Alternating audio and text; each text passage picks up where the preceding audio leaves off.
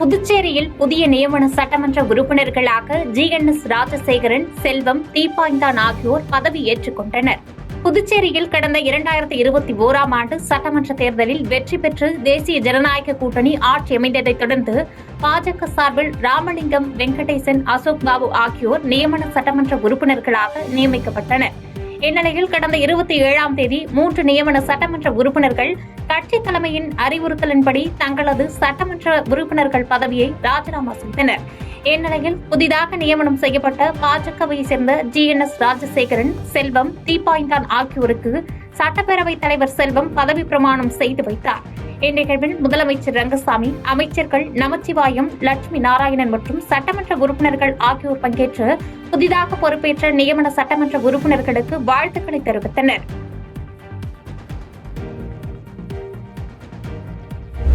கேரளாவில் வேகமாக பரவும் நிபா வைரஸ் காரணமாக தமிழக எல்லையில் உள்ள சோதனைச் சாவடிகளில் சுகாதாரத்துறையினர் தீவிர கண்காணிப்பு பணியில் ஈடுபட்டு வருவதாகவும் நீலகிரி மக்கள் அச்சப்பட தேவையில்லை என்று அம்மாவட்ட ஆட்சித்தலைவர் லட்சுமி பவ்யா தண்ணீர் அறிவுறுத்தியுள்ளார். இதுகுறித்து செய்தியாளர்களை சந்தித்த அவர், கேரளாவிலிருந்து நீலகிரிக்கு வரக்கூடிய அனைத்து பயணிகளுக்கும் உடல் வெப்பநிலை பரிசோதனை மேற்கொண்ட பிறகு மாவட்டத்திற்குள் அனுமதிக்கப்படுவதாக கூறினார். தற்போது 24 மணி நேரமும் சுகாதாரத்துறையினர் 3 குழுக்களாக பிரிந்து கேரளாவிலிருந்து நீலகிரிக்கு வரும் பயணிகளை கண்காணித்து வருவதாக குறிப்பிட்ட அவர், தேவைப்பட்டால் கூடுதலாக சுகாதாரத்துறையினர் நியமிக்கப்படுவார்கள் என்றார். சாப்பிட்ட ஃப்ரூட்ஸ் மக்கள் வந்து சாப்பிட்டா இதுல கொஞ்சம் டிரான்ஸ்மிஷன் ஆகும், ஹியூமன் டு ஹியூமன் டிரான்ஸ்மிஷன் கூட ஆகும். ஸோ இதோ ஒரு சிம்டம்ஸ் இருந்துச்சுன்னா நிபாக்கு சம்பந்தமான சிம்டம்ஸ் பக்கத்துல இருக்கிற PHCக்கு வந்து உடனே கான்டாக்ட் பண்ணுறதுக்கு அப்புறமா ஒரு ஃபோன் நம்பர் கூட நம்ம இஷ்யூ பண்ணியிருக்கோம். நான் இன்னொரு வாட்டி PR மூலமா அது இஷ்யூ பண்ணேன். பொது பேனிக் ஆகுற சிச்சுவேஷன் எதுவுமே இல்லை. நம்ம டிஸ்ட்ரிக்ட்ல வந்து எந்த மாதிரி கேஸ் இன்னும் அந்த மாதிரி எதுவுமே இல்லை. உங்களுடன் ஸ்டாலின் முகாம்களில் கலைஞர் மகளிர் உரிமை தொகை விண்ணப்பங்கள் வழங்கப்படும் என்று அமுதா IAS கூறியுள்ளார். தமிழகத்தில் செயல்படுத்தப்படவிருக்கும் உங்களுடன் ஸ்டாலின் திட்டம் எதற்காக, எப்படி, ஏன் நடத்தப்படுகிறது என்பது குறித்த முழு விவரங்களை அரசு செய்தி தொடர்பாளர் அமுதா IAS செய்தியாளர் சந்திப்பின் போது விளக்கினார். மக்களுடன் முதல்வர் திட்ட சிறப்பு அதிகாரியாக செயல்பட்டு வரும் அமுதா செய்தியாளர்களை சந்தித்தார். அப்போது தெரிவித்த அவர், உங்களுடன் ஸ்டாலின் திட்டத்தை முதலமைச்சர் சிதம்பரத்தில் நாளை தொடங்கி வைக்கிறார் என கூறினார். உங்களுடன் ஸ்டாலின் திட்டத்தின் கீழ் வரும் மனுக்களுக்கு 45 நாட்களில் தீர்வு காண வேண்டும் என்று முதலமைச்சர் வலியுறுத்தியுள்ளார் என்றும், உங்களுடன் ஸ்டாலின் முகாம்களில் கலைஞர் மகளிர் உரிமை தொகைக்கான விண்ணப்பங்கள் வழங்கப்படும் என்று கூறினார். மேலும் தகுதியானவர்கள் விடுபட்டு இருந்தால் விண்ணப்பங்களை பெற்று நிரப்பிக் கொடுக்க உடனடியாக பதிவேற்றம் செய்யப்பட்டு திட்டத்தில் இணைக்கப்படுவர் என்று கூறினார்.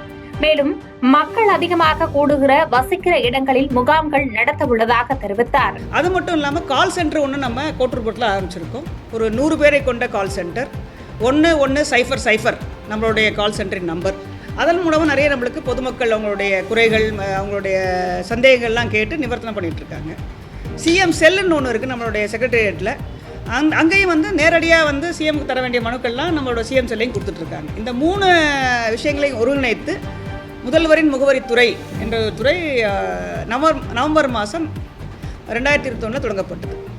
ஸோ குறிப்பாக வந்து இதோடைய நோக்கம் என்னென்னா, மக்களுக்கு என்ன பிரச்சனைகள் உள்ளதோ அதை வந்து அரசாங்கம் தெரிவிப்பதற்கும் நடவடிக்கையை துரிதப்படுத்தி அனைத்து துறைகள் மூலமாக இந்த நடவடிக்கை ஒருங்கிணைத்து பொதுமக்களுக்கு ஒரு விரைவான ஒரு தீர்வு காண வேண்டும் என்பதுதான் இந்த துறையினுடைய நோக்கமாகும். அரசியலில் அப்பா மகன் உறவு மிக மிக முக்கியமானது என்று திருச்சியில் நடைபெற்ற திருமண நிகழ்ச்சியில் துணை முதலமைச்சர் உதயநிதி ஸ்டாலின் கருத்து தெரிவித்தார்.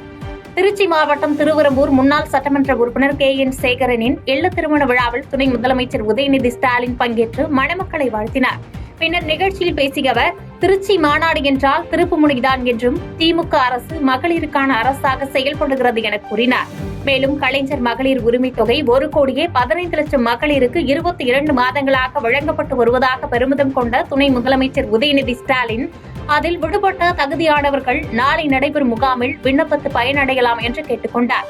மேலும் அரசியலில் அப்பா மகன் உறவு மிக மிக முக்கியமானது எனவும், அப்பா பேச்சை கேட்காத மகன் என யாரும் சொல்லிவிடக் கூடாது என்று தெரிவித்தார். நிகழ்ச்சியில் அமைச்சர்கள் KN நேரு, அன்பில் மகேஷ் பொய்யாமொழி, பெரியசாமி, கோவி செழியன், SS சிவசங்கர், மூர்த்தி மற்றும் நாடாளுமன்ற உறுப்பினர்கள், சட்டமன்ற உறுப்பினர்கள் ஆகியோர் கலந்து கொண்டு சிறப்பித்தனர். சேத்தியாத்தோப்பு அருகே தருமபுரம் ஆதீன முன்னிலையில் நடைபெற்ற கும்பாபிஷேக விழாவில் விடுதலை சிறுத்தைகள் கட்சித் தலைவர் திருமாவளவன் பங்கேற்று சுவாமி தரிசனம் செய்தார். கடலூர் மாவட்டம் புவனகிரி அருகே வளையமாதேவி கிராமத்தில் அமைந்துள்ள பானு கோடீஸ்வரர் சிவாலயத்தில் இன்று கும்பாபிஷேகம் சிறப்பாக நடைபெற்று முடிந்தது. தருமபுரம் ஆதீன முன்னிலையில் நடைபெற்ற கும்பாபிஷேக விழாவில் ஜப்பான் நாட்டிலிருந்து சுமார் 10க்கும் மேற்பட்ட பக்தர்கள் விமானம் மூலம் வளையமாதேவி கிராமத்திற்கு வந்து கும்பாபிஷேக விழாவை கண்டுகளித்தனர். மேலும் உள்ளூர் மக்கள் திரளானோர் கலந்து கொண்டதோடு விடுதலை சிறுத்தைகள் கட்சியின் தலைவர் திருமாவளவன் பங்கேற்று சுவாமி தரிசனம் செய்தார். செய்திகளை உடனுக்குடன் தெரிந்து கொள்ள கீழ்க்கண்ட கேபிள் மற்றும் டிடிஎச் நெட்வொர்க்குகளில் எம்நாடு செய்தி தொலைக்காட்சியை காணுங்கள். பாதகம் செய்பவரை கண்டால் நாம் பயம் கொள்ளலாகாது பாப்பா. மோதி மிதித்துவிடு பாப்பா, அவர் முகத்தில் உமிழ்ந்துவிடு பாப்பா. அண்மை செய்திகளை உடனுக்குடன் தெரிந்து கொள்ள இணைந்திருங்கள் எம்நாடு தொலைக்காட்சியுடன்.